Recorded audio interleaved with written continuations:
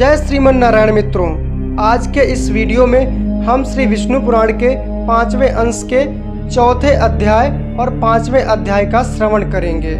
वसुदेव देवकी का कारागृह से मोक्ष, ये हम 4थे अध्याय में श्रवण करेंगे।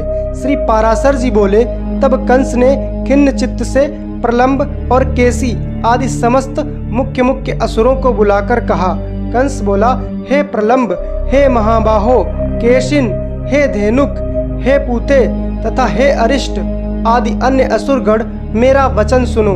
ये बात प्रसिद्ध हो रही है कि दुरात्मा देवताओं ने मेरे मारने के लिए कोई यत्न किया है, किंतु मैं वीर पुरुष अपने वीर से सताए हुए इन लोगों को कुछ भी नहीं गिनता हूँ। अल्प वीर इंद्र, अकेले घूमने वाले महादेव अथवा छिद्र असावधानी का समय ढूंढकर दैत्यों का वध करने वाले विष्णु से उनका क्या कार्य सिद्ध हो सकता है। मेरे बाहुबल से दलित आदित्यों, अल्पवीर वसुगणों, अग्नियों अथवा अन्य समस्त देवताओं से भी मेरा क्या अनिष्ट हो सकता है। आप लोगों ने क्या देखा नहीं था कि मेरे साथ युद्ध भूमि में आकर देवराज इंद्र वक्ष स्थल में नहीं, अपनी पीठ पर बाणों की बौछार सहता हुआ भाग गया था। जिस समय इंद्र ने मेरे राज्य में वर्षा का होना बंद कर दिया था, उस समय क्या मेघों ने मेरे बाणों से बिंधकर ही यथेष्ट जल नहीं बरसाया था। हमारे गुरु और ससुर जरासंध को छोड़कर क्या पृथ्वी के और सभी नृपतिगण मेरे बाहुबल से भयभीत होकर मेरे सामने सिर नहीं झुकाते हैं। हे दैत्यगण श्रेष्ठ, देवताओं के प्रति मेरे चित्त में अवज्ञा होती है, और हे वीरगण, उन्हें अपने वध का यत्न करते देखकर तो मुझे हंसी आती है। तथापि हे दैत्येंद्रों, उन दुष्ट और दुरात्माओं के अपकार के लिए मुझे और भी अधिक प्रयत्न करना चाहिए। अतः पृथ्वी में जो कोई यशस्वी और यज्ञ करता हो, उनका देवताओं के अपकार के लिए सर्वथा वध कर देना चाहिए। देवकी के गर्भ से उत्पन्न हुई बालिका ने यह भी कहा है कि वह मेरा भूतपूर्व प्रथम जन्म का काल निश्चय ही उत्पन्न हो चुका है। अतः आजकल पृथ्वी पर उत्पन्न हुए बालकों के विषय में विशेष सावधानी रखनी चाहिए, और जिस बालक में विशेष बल का उद्रेक हो उसे यत्न पूर्वक मार डालना चाहिए। असुरों को इस प्रकार आज्ञा देकर कंस ने कारागृह में जाकर तुरंत ही वसुदेव और देवकी को बंधन से मुक्त कर दिया। कंस बोला, मैंने अब तक आप दोनों के बालकों की तो वृथा ही हत्या की, मेरा नाश करने के लिए तो कोई और ही बालक उत्पन्न हो गया है।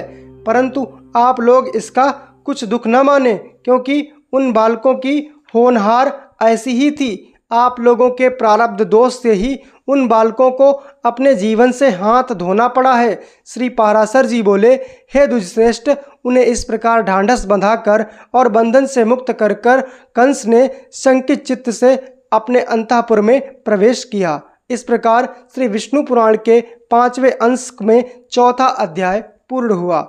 मित्रों, अब हम श्रवण करेंगे 5वें अध्याय का, जिसमें हम पूतना वध का श्रवण करेंगे। श्री पाराशर जी बोले, बंदी गृह से छूटते ही वसुदेव जी नंद जी के छकड़े के पास गए तो उन्हें इस समाचार से अत्यंत प्रसन्न देखा कि मेरे पुत्र का जन्म हुआ है।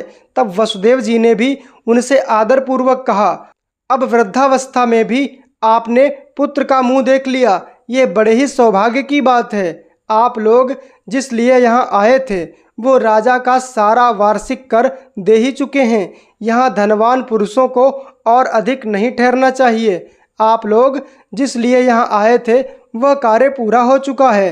अब और अधिक किसके लिए ठहरे हुए हैं? यहाँ देर तक ठहरना ठीक नहीं है।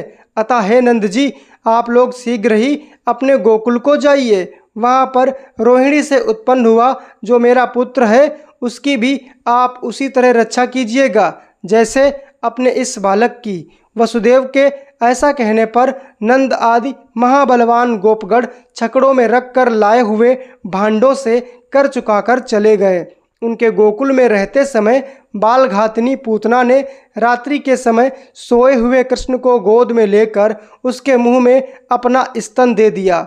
रात्रि के समय पूतना जिस जिस बालक के मुख में अपना स्तन दे देती थी, उसी का शरीर तत्काल नष्ट हो जाता था। श्री कृष्णचंद्र ने क्रोधपूर्वक उसके स्तन को अपने हाथों से खूब दबाकर पकड़ लिया और उसे उसके प्राणों के सहित पीने लगे।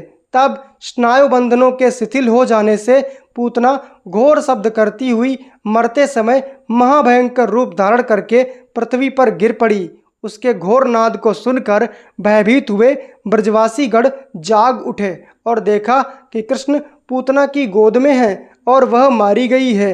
हे द्विजोत्तम, तब भयभीता यशोदा ने कृष्ण को गोद में लेकर उन्हें गौ की पूंछ से झाड़कर बालक का ग्रहदोष निवारण किया। नंदगोप ने भी आगे के वाक्य कहकर विधि पूर्वक रक्षा करते हुए कृष्ण के मस्तक पर गोबर का चूर्ण लगाया। नंदगोप बोले, जिनकी नाभि से प्रकट हुए कमल से संपूर्ण जगत उत्पन्न हुआ है, वे संपूर्ण भूतों के आदि स्थान श्री हरि तेरी रक्षा करें। जिनकी दाढ़ों के अग्रभाग पर स्थापित होकर भूमि संपूर्ण जगत को धारण करती है, वे वराह रूपधारी श्री केशव तेरी रक्षा करें। जिन विभु ने अपने नखाग्रों से शत्रु के वक्ष स्थल को विदीर्ण कर दिया था, वे नृसंग रूपी जनार्दन तेरी सर्वत्र रक्षा करें। जिन्होंने क्षण मात्र में सशस्त्र त्रिविक्रम रूप धारण करके अपने 3 पगों से त्रिलोकी को नाप लिया था, वे वामन भगवान तेरी सर्वदा रक्षा करें। गोविंद तेरे सिर की, केशव कंठ की, विष्णु गुह्य स्थान और जठर की तथा जनार्दन जंघा और चरणों की रक्षा करें। तेरे मुख, बाहु, प्रबाहु, मन और संपूर्ण इंद्रियों की अखंड ऐश्वर्य से संपन्न अविनाशी श्री नारायण रक्षा करें। तेरे अनिष्ट करने वाले जो प्रेत, कूष्मांड और राक्षस हों, वे सारंग, धनुष, चक्र और गदा धारण करने वाले विष्णु भगवान की शंख ध्वनि से नष्ट हो जाएं। भगवान वैकुंठ दिशाओं में, मधुसूदन विदिशाओं में, ऋषिकेश आकाश में तथा पृथ्वी को धारण करने वाले श्री शेष जी पृथ्वी पर तेरी रक्षा करें। श्री पाराशर जी बोले, इस प्रकार स्वस्ति वाचन कर नंदगोप ने बालक कृष्ण को छकड़े के नीचे एक खटोले पर सुला दिया। मरी हुई पूतना के महान कलेवर को देखकर उन सभी गोपों को अत्यंत भय और विस्मय हुआ। इस प्रकार श्री विष्णु पुराण के 5वें अंश में 5वां अध्याय समाप्त हुआ। मित्रों, आगे के अध्यायों को हम अगले वीडियो में श्रवण करेंगे। तब तक के लिए जय श्रीमन नारायण। चैनल को सब्सक्राइब करके बेल आइकन को अवश्य प्रेस करें।